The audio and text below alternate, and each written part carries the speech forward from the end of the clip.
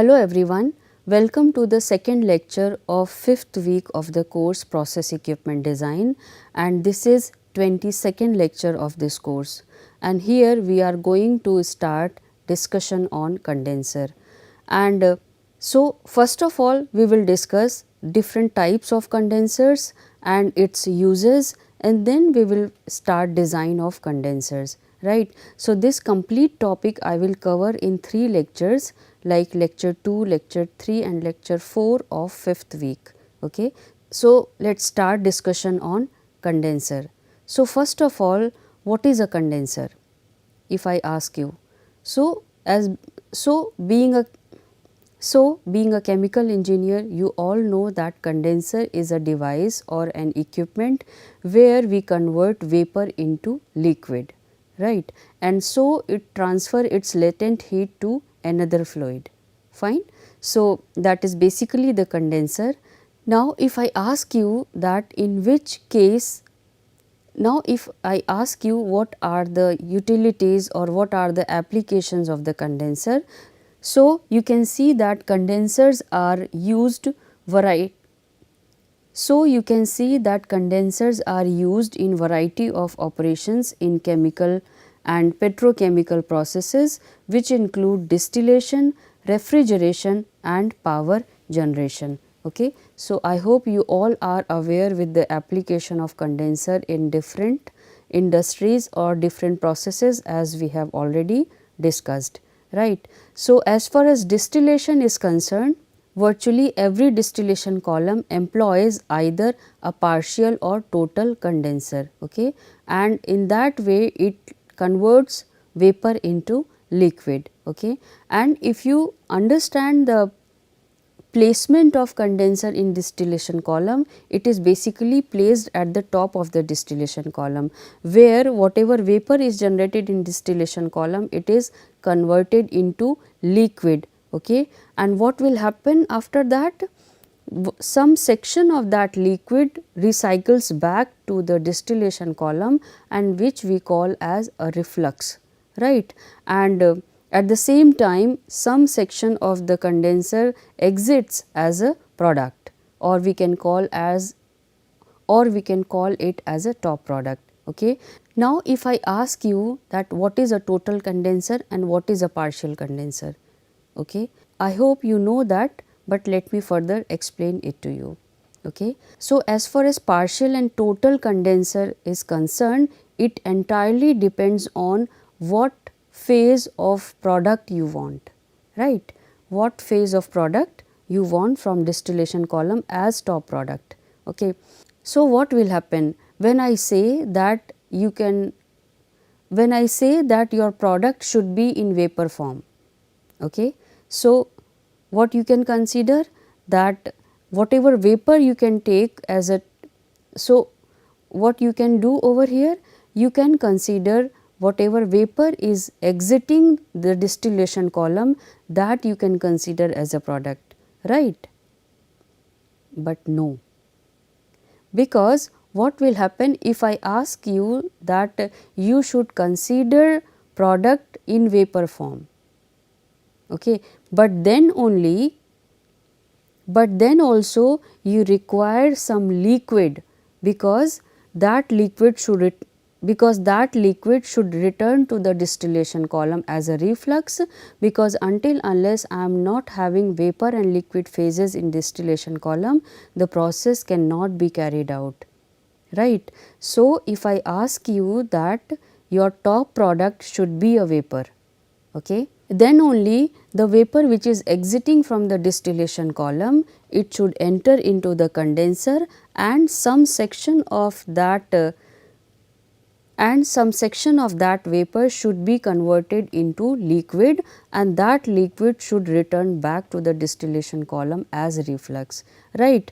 And in that case, vapor you can obtain as product. So what you have done, you have obtained your product in vapor form, but at the same time you have returned the liquid to distillation column as reflux. So whatever feed is entering into the condenser, only some section of that vapor is converted into liquid, and that will depend on how much reflux you want, right. So, in that case some of the section of vapor is converted into the liquid, and therefore, you call that as partial condenser, right. Now, if I ask you what should be the total condenser? Total condenser basically condenses complete vapor which is entering into this, and in that case reflux as well as top product of the distillation column both should be at liquid phase. So, in that case we consider that as total condenser, and if product I want as vapor we consider partial condenser. So, I hope you understand the difference between the two.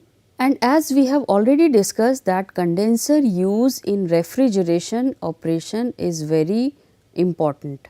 Okay. So, in refrigeration operation condenser are used to liquefy the high pressure refrigerant vapor leaving the compressor. Okay.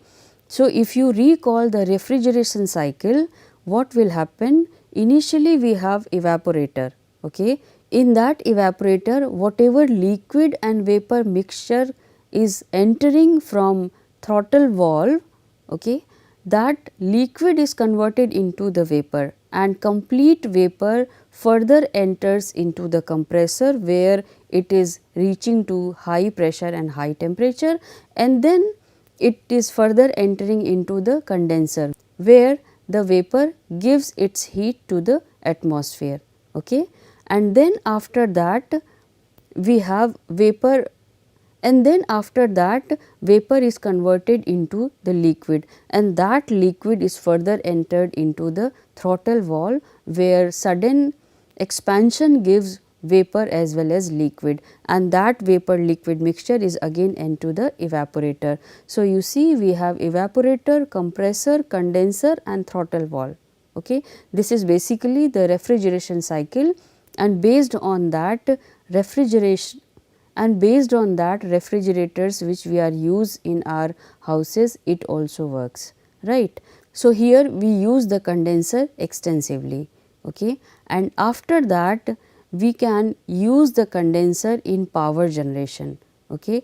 Now, what will happen in power generation? Or let me ask you what will happen in Rankine cycle, because thermal power plant works on Rankine cycle, because thermal power plant works on Rankine cycle principle, right. So, first of all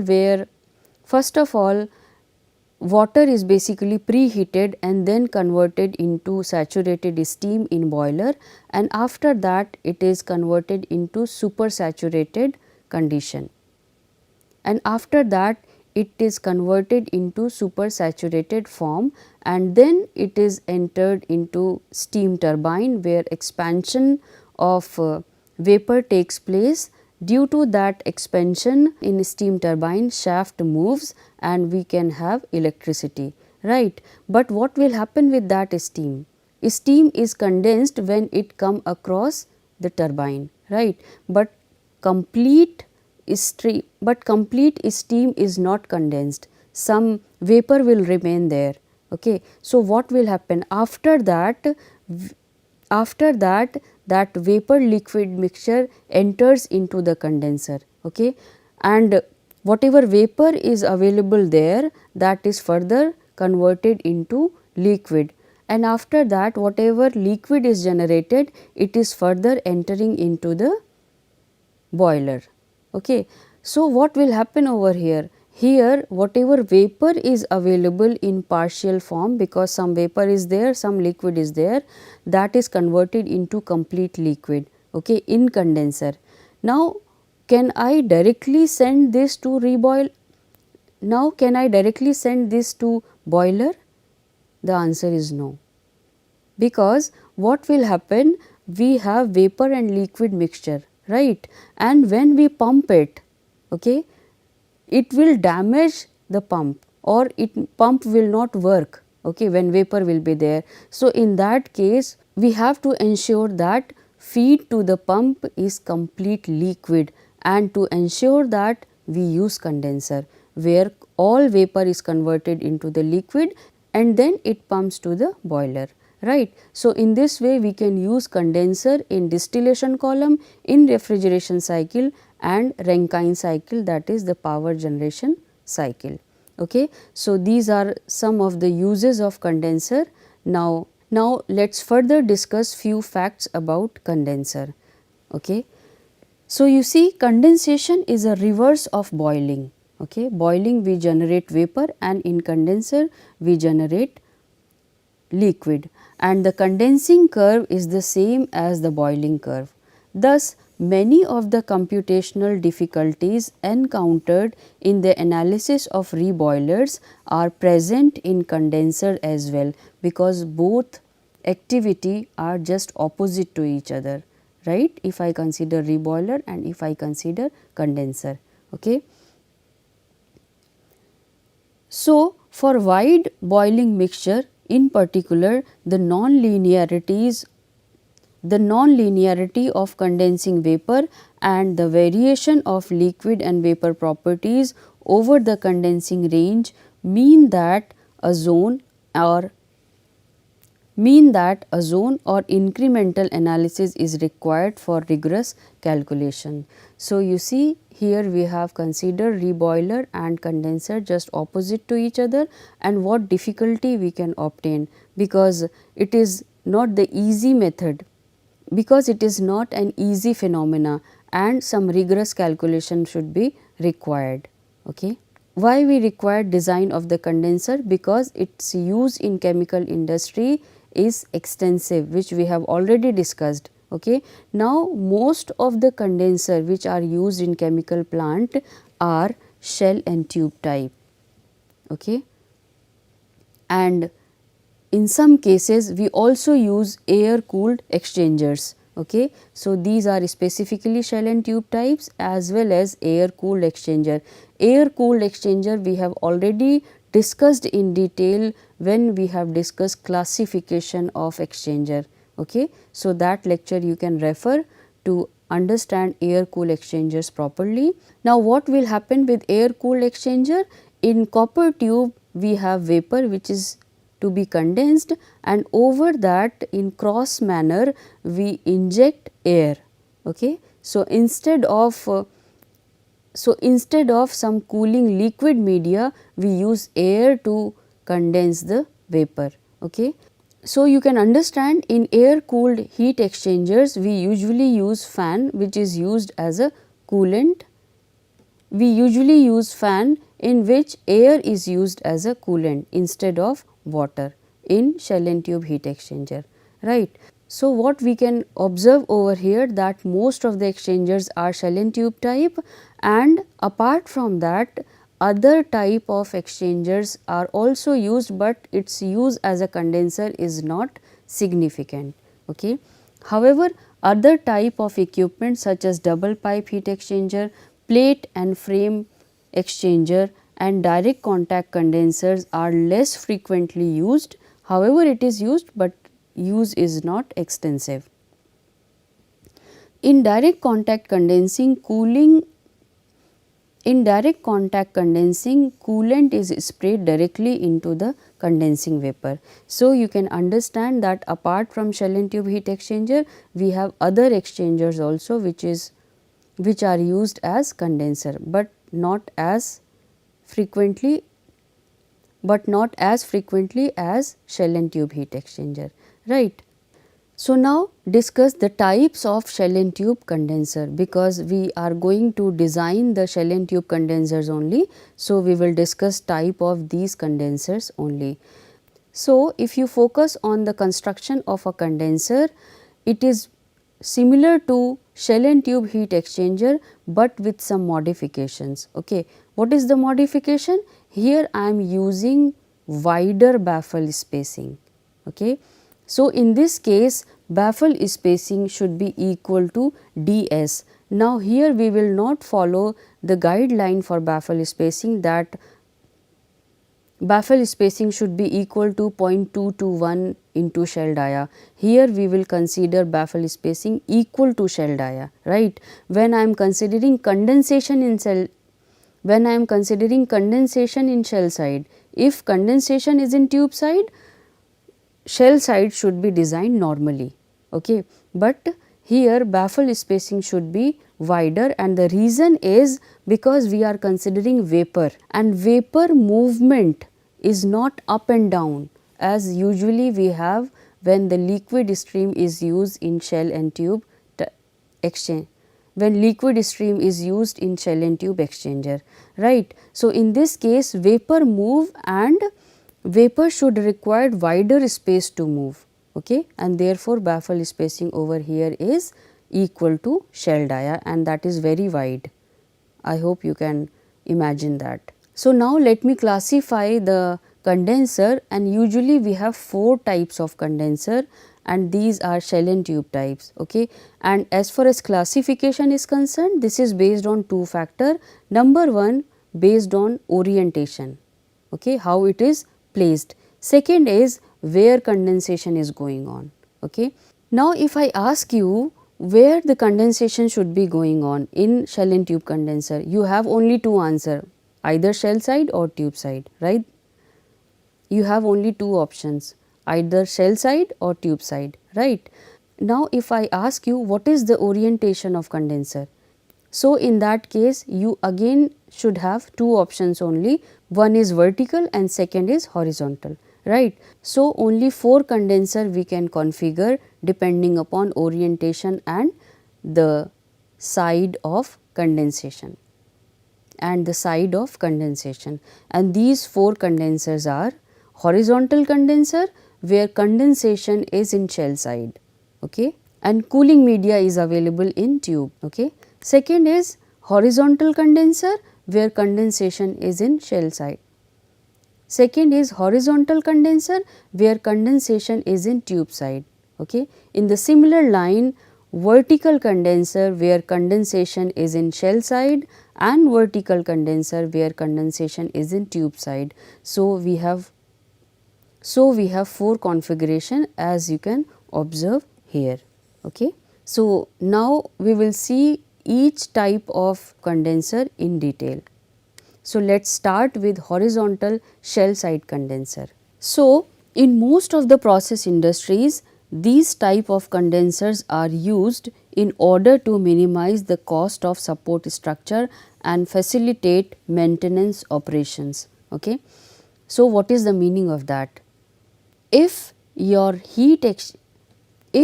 condenser is having larger duty, right. If your condenser has larger duty, it is better to place that condenser horizontally, because when I am placing the condenser horizontally, I can provide better support in comparison to I am providing or I am placing large duty condenser vertically, because for vertical equipment support structure is very important, okay, and that is not as easy as it is, for horizontal condenser, right. So, if duty of condenser is larger, we should place that condenser horizontally, okay, and it will ease the maintenance problem also.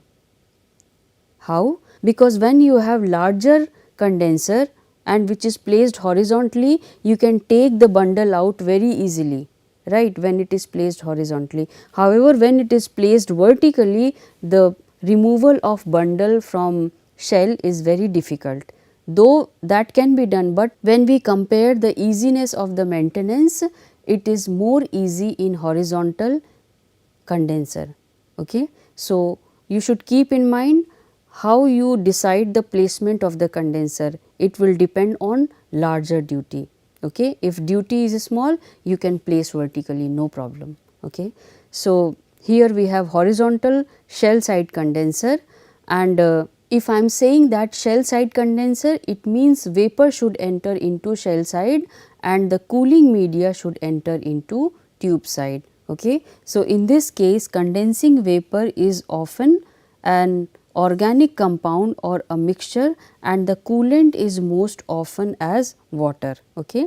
So, condensing vapor is most frequently placed in shell side, okay, and cooling media, which is the water, is usually more prone to fouling, and therefore it should be allocated to tube side. Okay. So, shell side condensation, vapor should enter into shell side, right. So now discuss few more points about horizontal shell side condenser, and here we usually consider E shell. Okay. So, TEMA E shell is considered over here, and it is widely used in a condenser and the least expensive type of horizontal condenser. So, that you can understand, because TEMA E is the simplest type of shell. TEMA E is the simplest type of shell, so that becomes inexpensive also in comparison to others, okay, and therefore it is widely used in condenser. Next is, it may have floating head or fixed tube sheet, and baffles are usually cut vertically for side to side flow and notched at the bottom to facilitate drainage of the condensate. Okay. Now, let us consider this as when I am having a condenser in shell side. Okay. So, what will happen at top of the tube, condensate continuously form and moves downward, right. So, at the bottom condensate will be collected. Okay. Now, in such type of condenser where condensation is taking place in shell side, we usually have vertical cut in baffle. Okay. Till now what you have seen as far as baffle is concerned, usually we have this type of baffles, right. So, movement of liquid is like this. Okay. So, we can consider this type of movement in liquid. However, when I am considering vapor, okay, vapor has lesser density in comparison to liquid. So, it will never come down. Okay. It will occupy the space, but it will not come down. Okay. So, in that case, instead of horizontal cut, we usually consider vertical cut, so that vapor can move like this. Okay, I hope it is clear to you. Vapor should move like this, okay, not like this, okay, as I have just shown. So, in this case, usually vertical cut is placed in baffle and it looks like this. Now, what will happen, because horizontal cut is not there. So, whatever condensate is collected at the bottom, it will remain in the exchanger. Okay, it will remain in the condenser. Now, what will happen? When the condensate will be available in shell side, what will happen? Some of the tubes will be merged in that condensate. I hope you understand. Okay. And when it will be merged in a condensate, those tubes will not participate in condensation process anymore until unless condensate should not be removed. So, how we can remove the condensate when baffles are having vertical cut? For that, we usually place a V notch, okay, V notch at the bottom of the condensate, and from this open space condensate is continuously removing, right. So, we can have removal of the condensate as well as the movement of vapor. Okay. So, you should keep in mind horizontal shell side condenser, vertical cut baffle is used with a notch at the bottom for drainage of the condensate, right. And further, we can have one extra nozzle at the top of the shell, which is used as a vent to remove non-condensable gases. Okay. So, let me explain this further with the help of a schematic.